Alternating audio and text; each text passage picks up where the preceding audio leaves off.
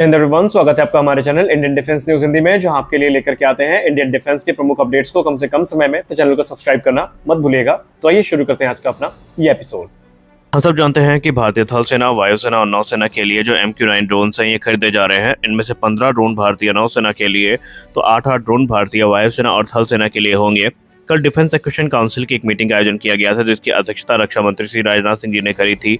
और उसमें इस ड्रोन डील में कुछ अमेंडमेंट किए गए हैं, और ये अमेंडमेंट इसमें इंडिजिनस कंटेंट और दूसरे रिलेटेड एस्पेक्ट हैं, इनको ध्यान में रखकर किए गए हैं। और माना जा रहा है कि अब अमेरिकी ऑफर को अध्ययन करने के बाद भारत ने इस डील को अंतिम रूप दे दिया है, और कभी भी ये जो डील है ये फाइनलाइज हो सकती है। आपको बताते चलें कि ये ड्रोन वेपनाइज भी होंगे, यानी ये सिर्फ रिकॉनेसेंस और सर्वेलेंस सिस्टम रोल में इस्तेमाल नहीं किए जाएंगे, बल्कि ये अटैक मिशंस में भी यूज किए जाएंगे। एक तरफ जहां ड्रोन डील में अमेंडमेंट किया गया है, तो वहीं द हिंदू की रिपोर्ट अगर सच है तो यकीन मानिए दिसंबर आने वाला है, और ये दिसंबर भारत के डिफेंस सेक्टर के लिए बहुत बड़ा होगा। क्योंकि द हिंदू की रिपोर्ट में कहा जा रहा है कि दिसंबर तक क्वाड लीडर्स की मीटिंग का आयोजन भारत में किया जाएगा, और इस दौरान अमेरिकी प्रेसिडेंट का जो भारत आगमन है वो हमें देखने को मिलेगा। और उनके भारत आगमन के दौरान जो F414 इंजन की डील है इसे आधिकारिक तौर पर साइन कर लिया जाएगा। यानी अभी तक जो कहा जा रहा है F414 की डील फाइनलाइज नहीं हो पाई है, उसको लेकर के यही अनुमान लगाया गया है कि जब अमेरिकी राष्ट्रपति भारत के दौरे पर होंगे तो उस इवेंट को बड़ा बनाने के लिए ये जो डील है ये आधिकारिक तौर पर भारत और अमेरिका के बीच में साइन करी जाएगी, और फिर जो कार्य है ये पूरी रफ्तार के साथ प्रगति पर आगे बढ़ता रहेगा। चलो, जहां भारत ने खुद को 2018 में ही FGFA प्रोग्राम से बाहर कर लिया था, तो रशिया अब यहाँ पर हार मानने के बिल्कुल भी मूड में नहीं है।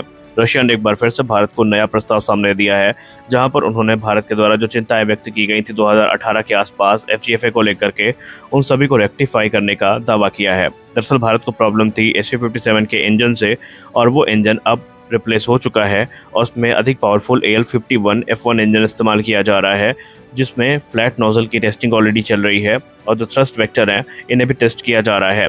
इसके अलावा ट्विन सीट वेरिएंट भी देखने को मिलेगा।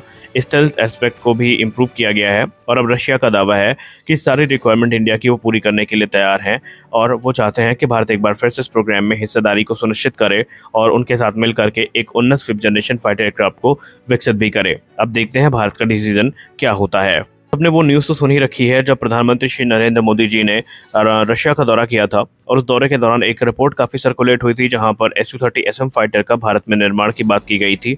क्योंकि वेस्टर्न सैंक्शन के चलते जो SU-30 का प्रोडक्शन है, या यूँ कह लें पूरी की पूरी जो एरोस्पेस इंडस्ट्री है रशिया की, बुरी तरीके से प्रभावित है। वो ना तो एक्सपोर्ट ऑर्डर को कैटर कर पा रहे हैं, ना ही अपनी ज़रूरतों को सही से पूरा कर पा रहे हैं।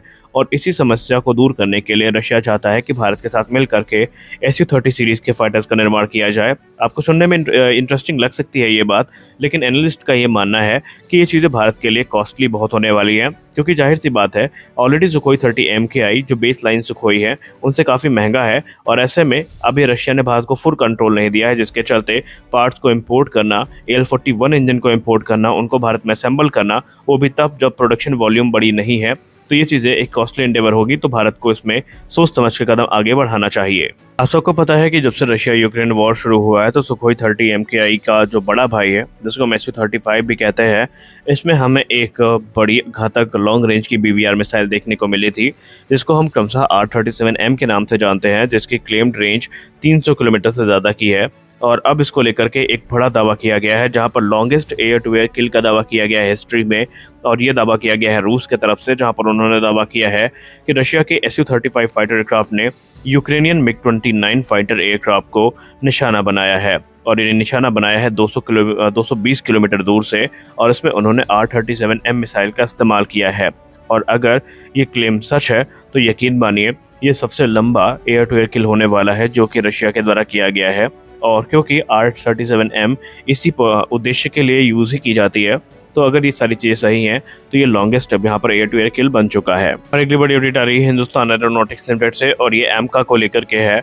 एमका के रोल आउट को लेकर हम सब काफ़ी लंबे समय से इंतजार कर रहे थे कि ये रोल आउट कब देखने को मिलेगा, एमका फाइटर कब देखने को मिलेगा। तो फाइनली अब एक प्रॉमिसिंग टाइमलाइन सामने आ गई है। HAL ने ऑलरेडी इस पे काम शुरू कर दिया है, और HAL का प्लान ये है कि उनकी प्रोडक्शन लाइन से जो first एमका 5th generation fighter aircraft है, इसे 2026 के अंत तक रोल आउट कर दिया जाएगा। यानी अब आपको इसमें शायद है कि कोई डिले देखने को मिले, वरना चांसेस कम है। और उसके बाद प्रत्येक 8 से 9 महीने के अंतर्गत ये जो अलग अलग एयरक्राफ्ट हैं ये रोल आउट होते रहेंगे, जिनका इस्तेमाल फास्ट ट्रैक डेवलपमेंट साइकिल में होगा। यहाँ पर वेपन टेस्टिंग, एवियोनिक टेस्टिंग से सिस्टम टेस्टिंग तक सारी चीज़ें कंप्लीट कर ली जाएंगी। तो आज के इस वीडियो में बस इतना ही, मिलते हैं अगले वीडियो में, तब तक के लिए जय हिंद।